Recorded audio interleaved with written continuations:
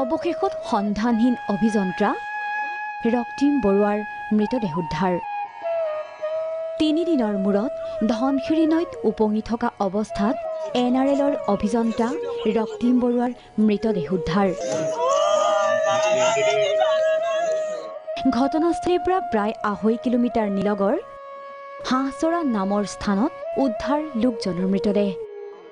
পানীত উপঙি থকা অৱস্থাত স্থানীয় লোকে প্ৰত্যক্ষ কৰে বৰুৱাৰ মৃতদেহ আৰু লগে লগে খবৰ দিয়া আৰক্ষীক জেগাত মানে তেওঁ নিউদেশ হৈছিলে এতিয়া 2.5 কিলোমিটাৰ মিটাৰ বেকতহে ধৰা হৈছে বস্তু বনভোজ খাবলৈ মানুহ খাবলৈ আহি পেলাই যেনিবা তেওঁ নিউদেশ হৈছে পানী তেওঁ আমি গম পাই পেলাই যেনিবা ধৰক আজি 3-4 দিন আমিও লাগিয়ে আছোঁ তাতো গৈছোঁ আজি আকৌ একদম মানে ৰাতিপুৱাতে এতিয়া শাক বুটলিবলৈ আহি পেলাই যেনিবা উপঙি আহি থকা দেখি মোৰ ভাইটোক চিঞৰ কৰি যেনিবা ককাইদেউ আহিলে ভাইটি আহি পেলাই যেনিবা কাষলৈ চপাই দিয়া হৈছে মানে দেওবাৰে বিয়লি ঘটা অনাকাংক্ষিত ঘটনাৰ পাছৰে পৰা অভিযান চলাই গৈছিল SDRF বাহিনীয়ে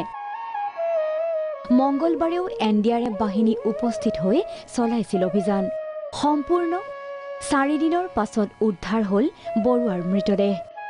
নিজ পৰিয়ালৰ সৈতে বনভোজ খাবলৈ গৈ দেওবাৰে ধনশিৰি নৈত উটি গৈছিল অভিযন্তাগৰাকী নুমলীগড়ৰ বাসগৃহত এতিয়া কান্দোনৰ ৰোল ৰক্তিম বৰুৱাৰ মৃতদেহ নিজ গৃহলৈ অনাৰ লগে লগে সৃষ্টি হয় শোকাকুল পৰিৱেশৰ কান্দোনত ভাগি পৰে পত্নী সন্তানৰ লগতে আত্মীয়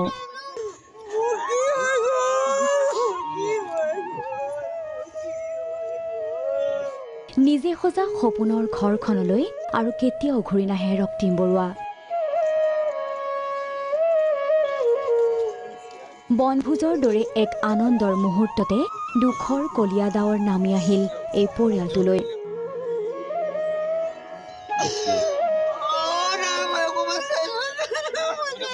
গোলাঘাটৰ পৰা গিৰিণ বৰাৰ ৰিপৰ্ট প্ৰাগ নিউজ